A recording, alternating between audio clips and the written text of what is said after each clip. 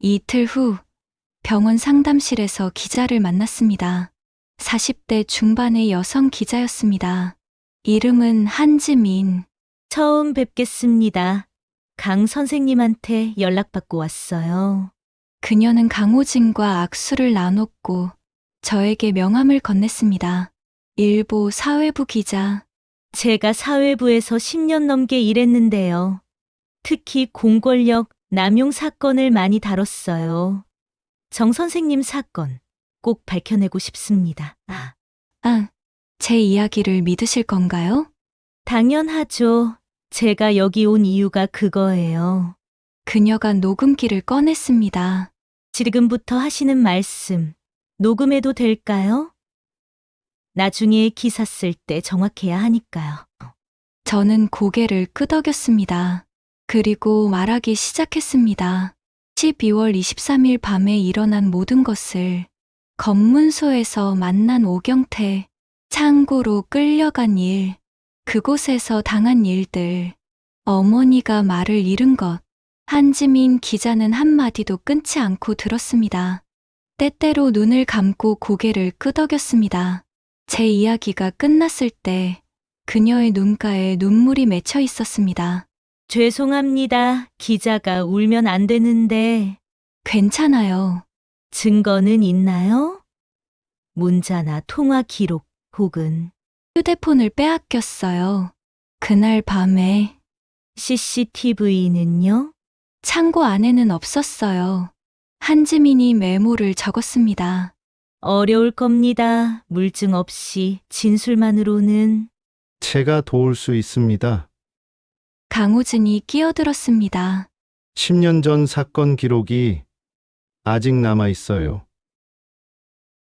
제가 담당했던 사건의 모든 자료를 보관하고 있습니다. 그게 어떻게 도움이 되죠? 오경태의 범죄 패턴을 입증할 수 있어요. 10년 전에도 똑같은 수법이었습니다. 검문, 외딴 곳, 협박. 한지민의 눈빛이 달라졌습니다. 그 자료 제게 주실 수 있나요? 물론입니다. 나흘 후 한지민 기자에게서 전화가 왔습니다. 내일 아침 일면에 나갑니다. 정말요? 네, 편집국장님 설득하는데 시간이 좀 걸렸어요. 하지만 결국 승인 났어요. 제 이름도 나가나요? 익명 처리할게요. 지역 고등학교 교사 A씨로 하지만 좁은 동네라 금방 알려질 거예요. 괜찮아요. 각오는 했어요. 정 선생님, 내일부터 힘들어질 겁니다. 댓글도 악플도 많을 거고, 당신을 의심하는 사람들도 있을 거예요. 알아요. 그래도 포기하지 마세요. 제가 옆에 있을게요. 전화를 끊고 저는 한참을 창밖을 바라봤습니다. 내일부터는 돌아갈 수 없다는 걸 알고 있었습니다. 다음 날 아침 기사가 떴습니다. 단독 경찰이 국민을 짓밟았다. 여교사 성폭행 피해 주장. 부재 검문 빙자에 외딴 곳 끌고 가. 10년 전에도 동일 수법. 기사는 삽시간에 퍼졌습니다. 포털 사이트 실시간 검색어 1위, SNS는 폭발했습니다. 이게 나라냐. 경찰 개혁 필요하다. 가해자 신상 공개해야 한다. 하지만 동시에 다른 목소리도 나왔습니다. 증거는 무고 아닌가? 요즘 여자들 무서워서. 경찰도 억울할 수 있다. 제 휴대폰은 쉴 새 없이 울렸습니다. 학교 동료들, 학부모들, 기자들. 동료 교사 유나야, 기사 봤어 괜찮아? 응. 동료 교사, 근데 정말이야? 정말 경찰이? 그 질문에 가슴이 무너졌습니다. 믿지 않는다는 뜻이었습니다. 정오쯤 또 다른 기사가 떴습니다. 반론 경찰, 허위 사실 유포, 강력 대응 예고. 해당 여교사의 주장은 사실무근이며 명백한 명예훼손입니다. 법적 조치를 취할 예정입니다. 경찰서 대변인. 그리고 오후 오경태 본인의 인터뷰가 나왔습니다. 저는 결백합니다. 억울함 호소하는 오 경장. 그날 저는 정상적인 검문 업무를 수행했을 뿐입니다. 정 씨를 만난 적도 없고 어떤 불법 행위도 하지 않았습니다. 기사에는 오경태의 사진도 실렸습니다. 단정한 제복 차림에 진지한 표정, 마치 피해자처럼 보이도록 연출된 사진이었습니다. 댓글이 바뀌기 시작했습니다. 경찰도 불쌍하네. 요즘 무고죄 심각하다. 증거 없으면 의심해야지. 저는 휴대폰을 내려놓았습니다. 손이 떨렸습니다. 강호진이 병실로 찾아왔습니다. 강호진 봤어요? 네, 예상했던 대로입니다. 그들은 당신을 거짓말쟁이로 만들려고 할 거예요. 이길 수 있을까요? 이길 겁니다. 제가 증거를 찾아냈거든요. 강호진이 노트북을 꺼냈습니다. 10년 전 사건 기록입니다. 피해자 진술, 병원 기록, 그리고 이게 중요한데요. 화면에 문서 하나가 떴습니다. 내부 조사 보고서 오경태 경장 관련 사건. 이 문서는 공식적으로는 삭제됐어요. 하지만 저는 개인 서버에 백업해뒀습니다. 이걸로 뭘 할 수 있어요? 패턴을 입증할 수 있어요. 10년 전이나 지금이나 똑같은 수법, 검문 빙자, 외딴 곳 납치, 협박 후 은폐. 하지만 이건 10년 전 일이잖아요. 전과가 있다는 게 중요합니다. 그리고 강호진이 다른 파일을 열었습니다. 10년 사이에 오경태 관련 민원이 3건 더 있었어요. 모두 여성이었고 모두 검문 중 일어난 일이었습니다. 3건이나요? 네, 하지만 모두 증거 불충분으로 종결됐죠. 이게 우연일까요? 아니었습니다. 명백한 패턴이었습니다. 이 자료들을 한지민 기자에게 넘겼어요. 추가 기사가 나갈 겁니다. 이틀 후 연속 기사가 터졌습니다. 단독 오경태. 10년간 4건의 유사 사건 연루. 조직적 은폐 정황. 기사는 구체적이었습니다. 10년 전 사건의 전말, 중간에 있었던 3건의 민원, 그리고 모든 사건이 같은 방식으로 무마된 과정. 여론이 뒤집혔습니다. 이건 뭔가 있다. 조직적으로 덮은 거 맞네. 경찰 내부 수사해야 한다. 그날 저녁 TV 뉴스에서도 다뤘습니다. 경찰 성범죄 의혹, 과거 사건 재조명. 앵커가 말했습니다. 10년간 반복된 유사 사건들이 모두 증거 불충분으로 종결된 점에 대해 의문이 제기되고 있습니다. 어머니가 제 손을 잡았습니다. 여전히 말은 많이 하지 못했지만 눈빛은 말하고 있었습니다. 우리가 이기고 있다고. 밤 10시 제 휴대폰이 울렸습니다. 모르는 번호였습니다. 받았습니다. 아, 여보세요? 선생님, 오래간만이네요. 오경태의 목소리였습니다. 심장이 멎었습니다. 기사 잘 봤어요. 재미있더라고요. 소설 쓰시나요? 유나, 선생님, 경고할게요. 지금 당장 거짓말이라고 발표하세요. 안 그러면 안 그러면 뭐? 어머니 미용실 아직 장사하시죠? 혼자서 밤에 불 조심하셔야 할 텐데. 협박이었습니다. 노골적인. 하지만 이번에는 녹음하고 있었습니다. 협박하시는 거예요? 협박이요?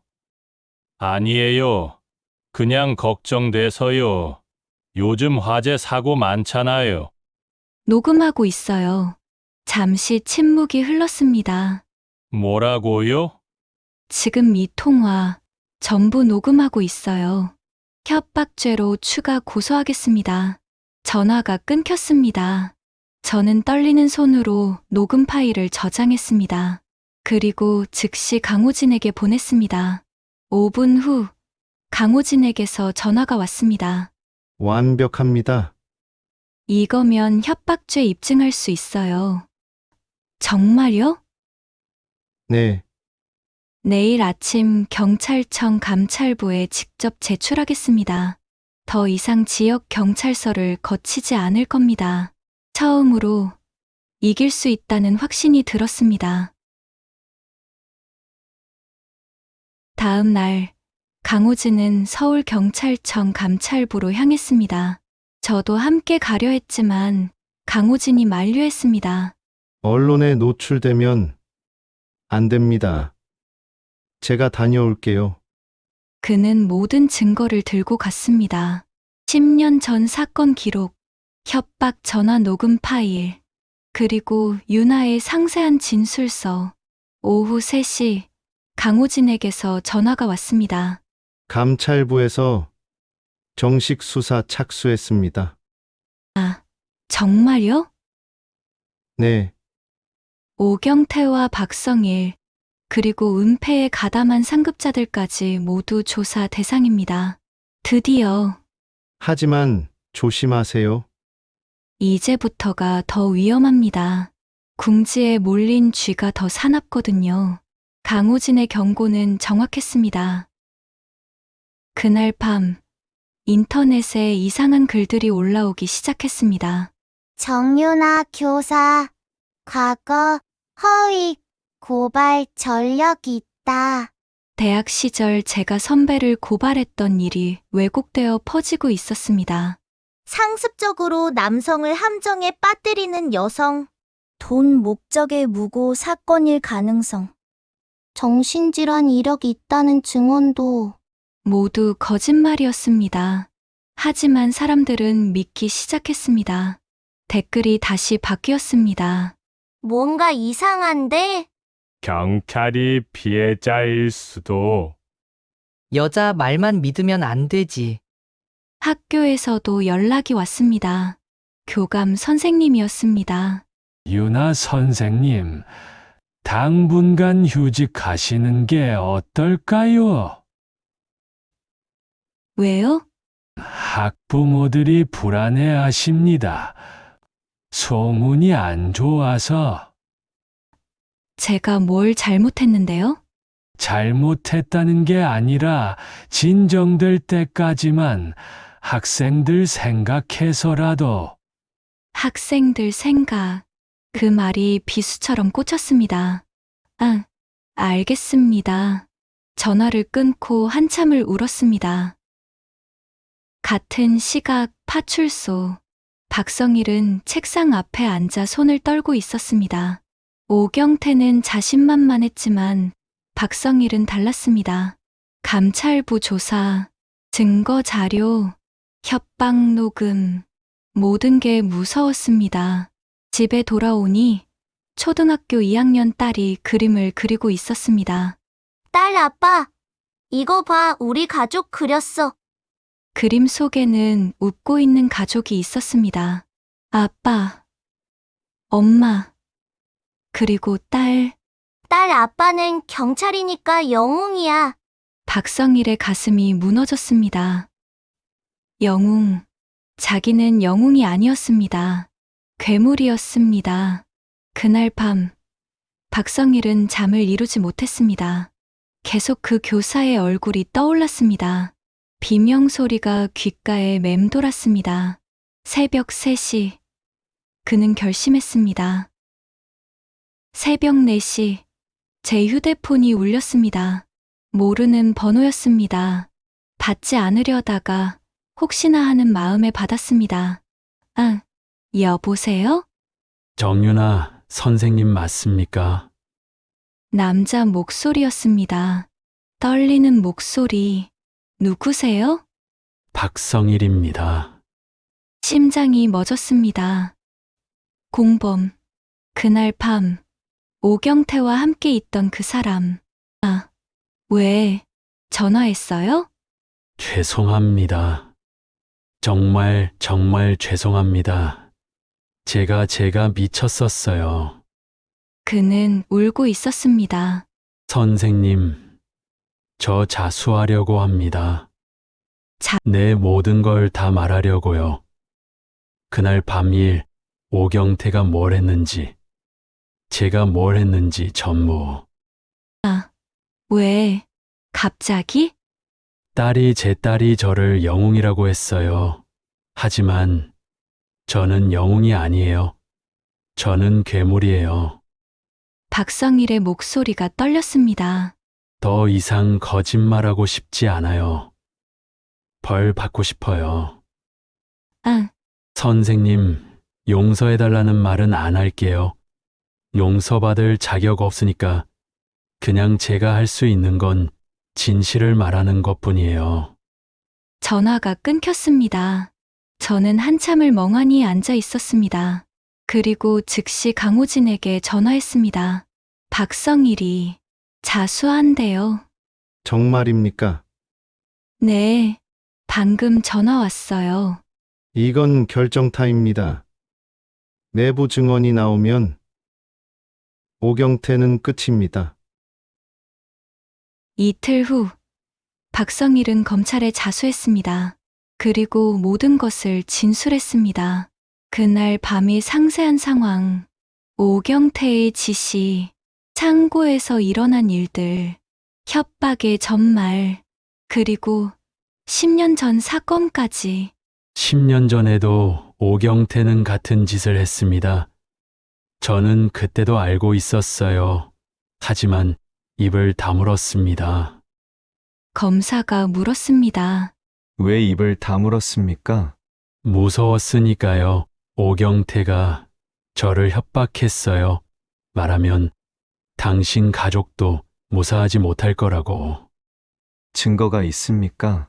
네, 그때 오경태가 보낸 문자가 아직 남아있어요. 박성일이 휴대폰을 꺼냈습니다. 10년 전 문자였습니다. 형, 입 다물고 있어. 우리 가족 생각해서라도 발신자 오경태. 검사의 표정이 굳었습니다. 이 문자는 증거로 제출됩니다. 그날 저녁 속보가 떴습니다. 속보 경찰 성폭행 사건. 공범 자수. 10년간 조직적 은폐, 공범 박성일 경장이 검찰에 자수하며 모든 범행을 자백했습니다. 10년 전 사건부터 이번 사건까지 조직적인 은폐가 있었다고 증언했습니다. TV 화면에는 검찰청 건물이 비쳤고 기자들이 몰려들고 있었습니다. 앵커가 말했습니다. 이번 사건은 단순한 개인 범죄가 아니라 경찰 조직 내부의 구조적 문제를 드러낸 것으로 보입니다. 댓글이 또 바뀌었습니다. 역시 피해자가 진실을 말하고 있었다. 경찰 조직 전체를 수사해야 한다.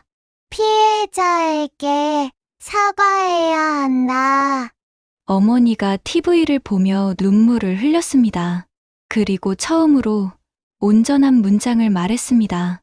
유나야, 우리 이기는 거야? 네, 엄마, 우리 이기고 있어요. 다음 날 새벽, 감찰부가 움직였습니다.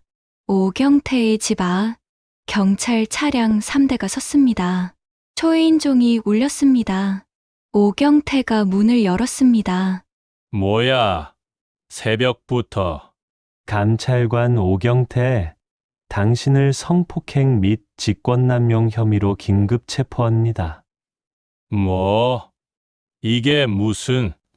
감찰관 묵비권을 행사할 수 있으며 변호인을 선임할 권리가 있습니다. 수갑이 채워졌습니다. 오경태가 발버둥 쳤습니다. 이건 조작이야. 나는 결백해. 그 여자가 거짓말하는 거라고. 하지만 아무도 들어주지 않았습니다. 그는 경찰차에 실려갔습니다. 아침 뉴스는 그 장면을 생중계했습니다. 생중계 성폭행 의혹 경찰관 체포. 10년간 내 건 연루. 화면 속 오경태는 더 이상 당당하지 않았습니다. 고개를 숙인 채 범죄자의 모습이었습니다. 오경태가 체포된 후 놀라운 일이 일어났습니다.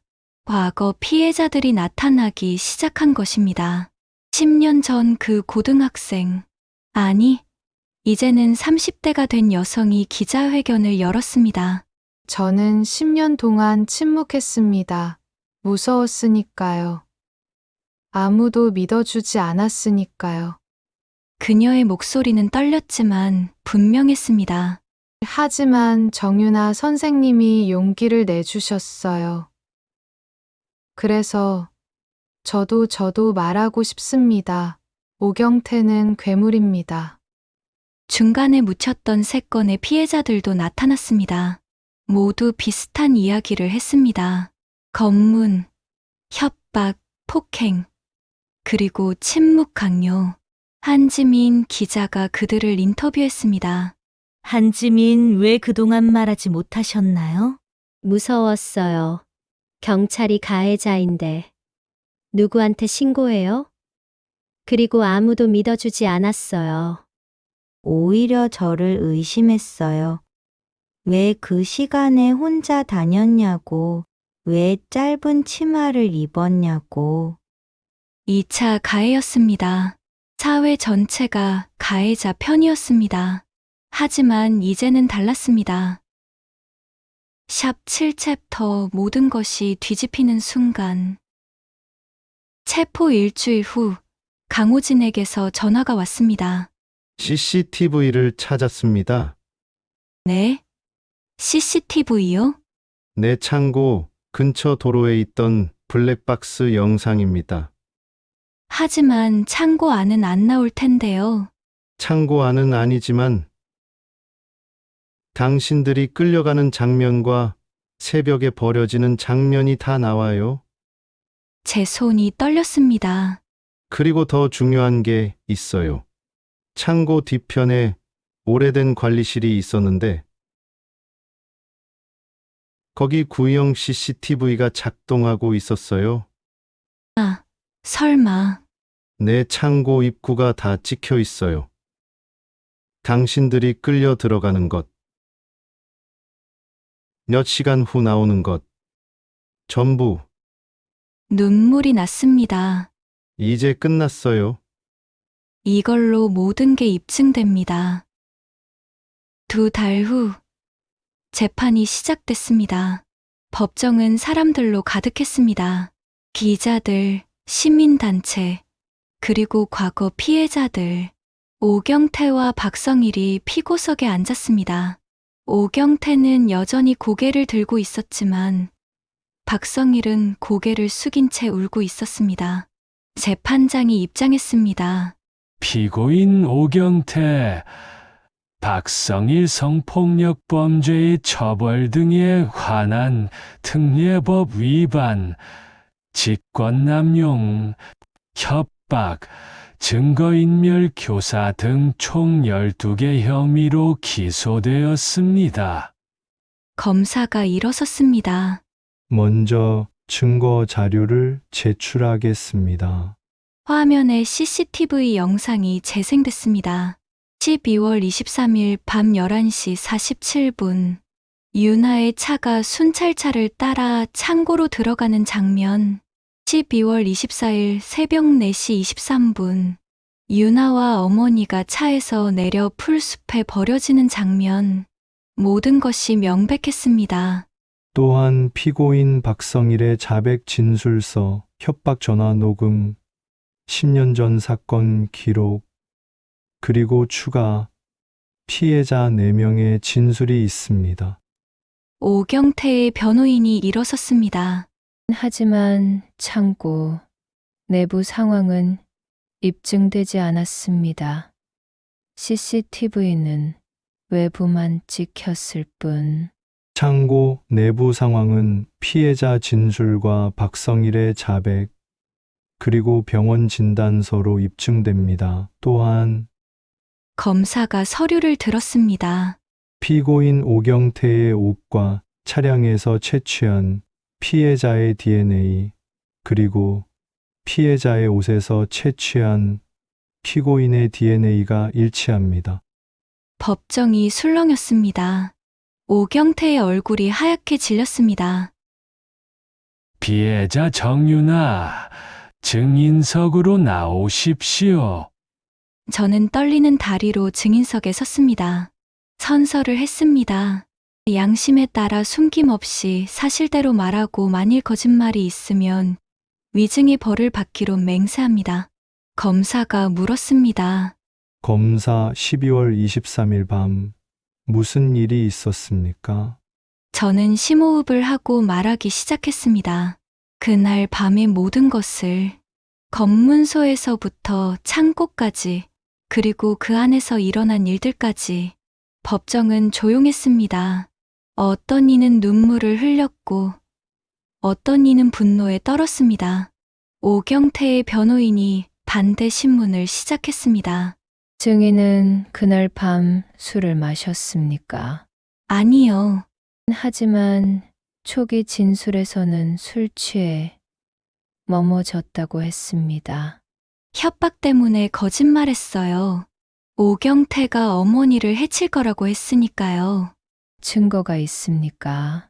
협박 전화 녹음이 있습니다. 검사가 녹음 파일을 재생했습니다. 오경태의 목소리가 법정에 울려 퍼졌습니다. 어머니 미용실 아직 장사하시죠? 혼자서 밤에 불 조심하셔야 할 텐데. 법정이 다시 술렁였습니다. 3개월간의 재판 끝에 마침내 선고일이 왔습니다. 법정은 그 어느 때보다 많은 사람들로 가득했습니다. 재판장이 판결문을 펼쳤습니다. 피고인 오경태에 대한 판결을 선고합니다. 숨소리조차 들리지 않을 만큼 조용했습니다.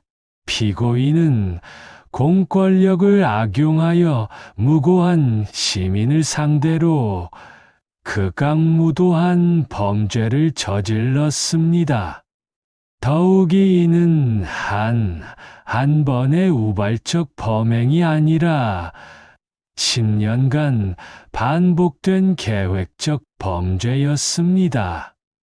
피고인은 국민의 신뢰를 받는 경찰이라는 지위를 이용해 범죄를 저지르고 조직의 힘을 빌려 이를 은폐했습니다. 이는 우리 사회의 근간을 흔드는 중대한 범죄입니다. 따라서 본 재판부는 피고인 오경태에게 징역 25년을 선고합니다. 법정이 술렁였습니다. 또한 성폭력 치료 프로그램 이수 500시간, 신상정보 공개 10년, 위치 추적 전자장치 부착 15년을 명합니다. 오경태가 비명을 질렀습니다. 이건 부당해. 나는 억울하다고. 정숙하십시오. 피고인 박성일에 대한 판결을 이어서 선고합니다. 피고인 박성일은 범행에 가담했으나 자수하여 진실을 밝히는 데 협조했습니다. 그러나 이것이 범죄를 면하게 하는 것은 아닙니다. 징역 12년을 선고하며 성폭력 치료 프로그램 이수 300시간을 명합니다. 박성일은 고개를 숙인 채 눈물을 흘렸습니다. 박성일, 죄송합니다. 정말 죄송합니다. 재판은 거기서 끝나지 않았습니다. 일주일 후 은폐에 가담한 경찰 간부들에 대한 재판이 열렸습니다. 당시 파출소장, 서장, 그리고 10년 전 사건을 무마한 경찰관들 총 7명이 기소됐습니다. 피고인들은 부하 직원의 범죄를 알고도 이를 은폐하고 증거를 인멸하며 피해자를 협박하는 데 가담했습니다. 이는 직권남용과 증거인멸 교사에 해당하며 각 피고인에게 징역 3년에서 7년을 선고합니다. 한 명씩 형이 선고될 때마다 방청석에서 박수가 터져 나왔습니다. 재판장이 방망이를 두드렸습니다. 정수, 하지만 박수는 멈추지 않았습니다. 정의가 구현되는 순간이었습니다. 재판 소식은 전국을 뒤흔들었습니다. 속보 경찰 성폭행 사건. 주범 징역 25년. 경찰 역사상 최중형. 10년간 은폐된 진실. 드디어 밝혀지다. 경찰 조직 개혁 필요성 대두. TV에서는 연일 특집을 다뤘습니다. 전문가들이 나와 말했습니다. 이번 사건은 단순한 개인 일탈이 아니라 경찰 조직 내부의 구조적 문제를 드러냈습니다. 근본적인 개혁이 필요합니다. 경찰청장이 사과 기자회견을 열었습니다. 국민 여러분께 깊이 사과드립니다. 국민을 보호해야 할 경찰이 오히려 국민에게 상처를 입혔습니다. 이런 일이 다시는 일어나지 않도록 조직을 근본적으로 개혁하겠습니다. 하지만 저는 TV를 끄고 창밖을 바라봤습니다. 사과만으로는 부족했습니다. 진짜 변화가 필요했습니다. 재판이 끝난 후 과거 피해자들이 모였습니다. 총 5명. 10년간 오경태에게 당한 여성들이었습니다. 우리는 작은 카페에 모여 앉았습니다. 정 선생님, 감사합니다. 당신이 용기 내주지 않았다면 우리는 영원히 침묵했을 거예요. 아니에요. 저도 여러분이 나와 주셔서 힘이 됐어요. 이제 우리 뭐 할까요? 그냥 잊고 살면 안 될까요? 너무 지쳤어요. 침묵이 흘렀습니다. 그때 한지민 기자가 말했습니다. 재단을 만드는 건 어떨까요? 재단이요? 네. 성폭력 피해자 지원 재단. 특히 공권력에 의한 피해자들을 돕는. 그게 가능할까요? 한지민, 가능합니다. 제가 도와드릴게요. 그리고 강호진 선생님도 함께 하실 거예요. 강호진이 고개를 끄덕였습니다. 10년 전에 제가 지키지 못한 사람을 위해서라도 이제는 제대로 된 시스템을 만들고 싶습니다. 우리는 서로를 바라봤습니다. 그리고 결심했습니다. 더 이상 피해자로 머물지 않겠다고. 생존자가 되겠다고. 7챕터 끝. 재판이 끝나고 6개월 후, 저는 학교로 돌아왔습니다. 복도를 걸으며 모든 게 낯설었습니다. 예전과 같은 복도인데 다르게 느껴졌습니다. 교무실 문을 열었습니다. 동료 교사들이 박수로 맞아주었습니다. 동료 교사들 유나 선생님, 돌아오신 거 환영합니다. 눈물이 났습니다. 선생님, 3학년 7반 담임 다시 맡아주시겠어요? 네. 기꺼이요. 교실로 향했습니다. 문을 열자 학생들이 일제히 일어났습니다. 선생님, 돌아오셨어요. 교탁 위에는 꽃다발과 편지들이 놓여 있었습니다. 수진이가 앞으로 나왔습니다. 선생님, 저 서울대 붙었어요. 선생님이 믿어주셔서 할 수 있었어요. 축하해, 수진아. 그리고 선생님, 정말 대단하세요. 선생님처럼 용감한 사람이 되고 싶어요. 제 눈에서 눈물이 흘렀습니다. 고마워, 애들아. 선생님도 너희가 있어서 힘이 났어. 같은 날 저녁, 어머니의 미용실을 찾아갔습니다. 문을 열자 손님들의 웃음소리가 들렸습니다. 어머니는 손님의 머리를 다듬고 계셨습니다. 조금만 기다려요. 금방 끝나요. 예전의 목소리였습니다. 밝고 따뜻한. 손님이 나간 후 어머니가 저를 안았습니다. 유나야, 학교는 어땠어? 좋았어요, 엄마. 애들이 다 반겨줬어요. 다행이다. 우리 딸 정말 대단해. 엄마도요. 다시 가게 여셨잖아요. 응?